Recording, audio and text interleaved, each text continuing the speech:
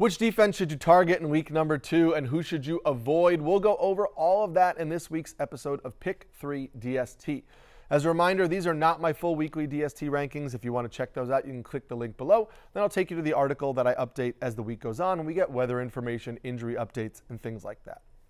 We're going to start with our accountability check, which we do every single week. And it was admittedly not a great week number 1, but I expect us to hit on more as the season goes on and we get a better sense of the true talent of these teams. Our stud defense, Cincinnati Bengals, scored just 2 points and lost outright to the Patriots, which I think shocked a lot of people.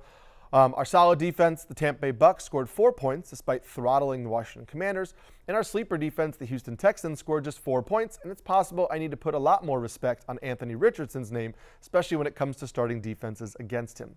As many have pointed out, the defense I faded, the Chicago Bears, was the top scoring defense of the week. And yes, it is entirely possible that I was too confident in the Titans offense, but it's also important to note that the Bears scored a lot of their points on a pick 6 and a block punt return for a touchdown. And while you love that if you rostered the Bears, defensive touchdowns like that and special teams touchdowns are really hard to count on week over week. So we should just keep that in mind before we consider the Bears an elite defense going forward. But it is important to note that we should be picking on defenses against the Titans, or at least that's what it looks like so far. Now, on to week number 2. My sleeper defense of the week is the Jacksonville Jaguars. Consensus has them down at 17th, but I have them at 9th on the week. This Browns offense looked really bad in week number 1.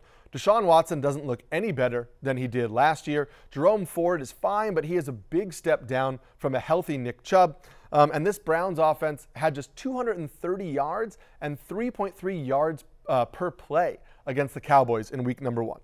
The Cowboys also registered 6 sacks and forced 2 interceptions. Now, I know the Jaguars allowed 400 yards to the Dolphins, but they held the Dolphins to just 20 points. They sacked skinny Tua Tagovailoa 3 times, and I think that it's pretty clear the Dolphins offense has a lot more firepower than the Browns offense.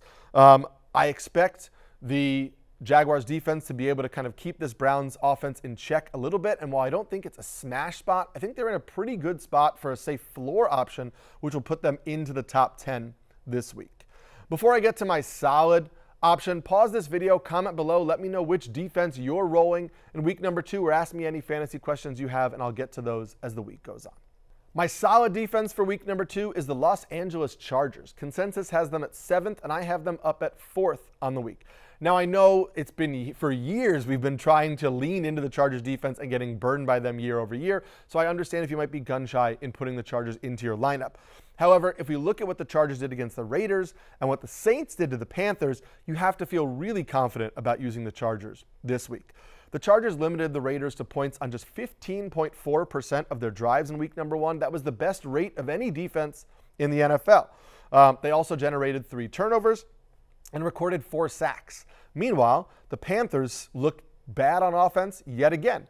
Bryce Young still looks a little bit overmatched at the NFL level, has trouble reading defenses. I think Deontay Johnson is really the only truly solid player on that offense. And so I'm happy to use the Chargers to attack the Panthers this week, and I think they could put up a top 5 performance for you.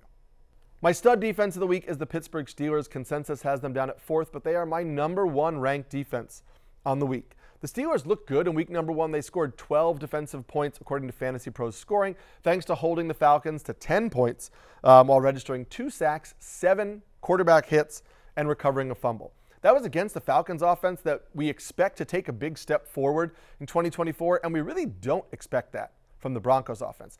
I know the Broncos gave the Seahawks a little bit of a scare, but the offense didn't really look that good, and rookie quarterback Bo Nix was far from impressive. He was just 2 of 12 for 42 yards and 2 interceptions when he attempted passes more than 10 yards down the field.